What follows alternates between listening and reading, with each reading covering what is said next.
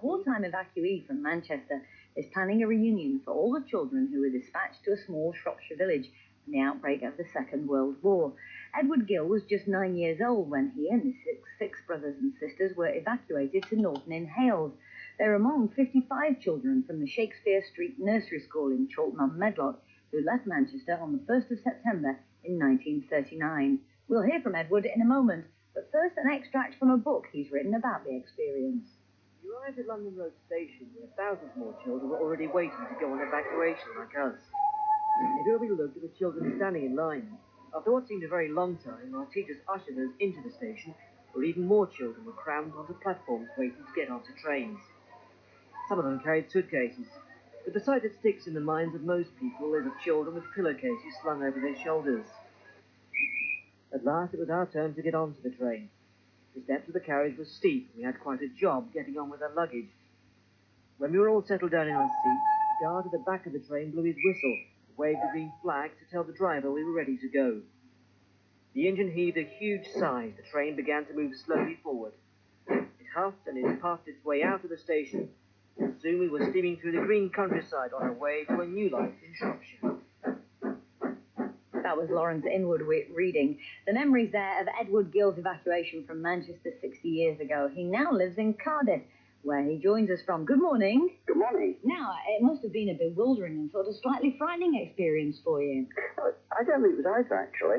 I think young children are extremely adaptable in such circumstances.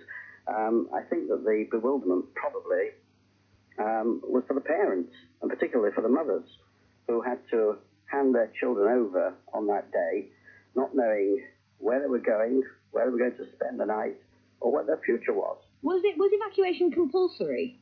No, it wasn't compulsory, but I think that the, shall I say, propaganda pressures that were put on people probably made them feel that if they didn't do it, they were doing a disservice to their families, to their children.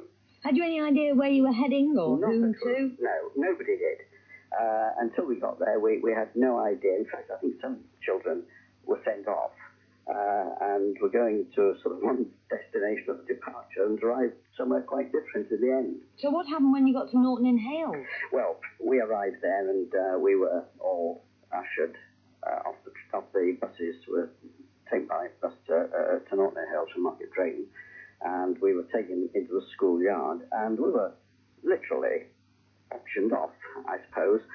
People were asked who they could take, and I think that they did their best to accommodate the children in the most suitable homes. I am certainly at the end of the day, everybody had been accommodated, and I think very satisfactorily as well. For a boy growing up in Manchester, rural life in Shropshire must have felt like another world. Vastly different. I mean, leaving the heart of industrial Manchester on one day and waking up in the heart of rural Shropshire on the following morning with the sound of the cockerel crowing and the milk churns and the dairy below our bedroom was vastly different. Were you able to stay with any of your brothers or sisters? Yes, we were very lucky actually, because we four brothers were billeted together, sent to a farm. One brother was sent to an adjacent poultry farm. My two sisters lived just across the field with the ploughman and his wife, who worked for the people that we were living with. We didn't stay with the same people all the time, of course. We stayed at the first billet for about 3 or 4 months. And then we were moved on because the farmer got married and needed accommodation for his family.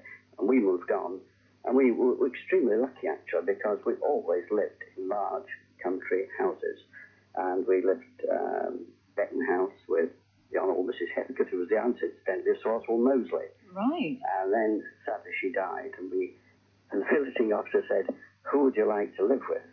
And we'd been to tea at the big hall, Betton Hall, next door, and we said, Betton Hall. And happily they would take us, and they took us.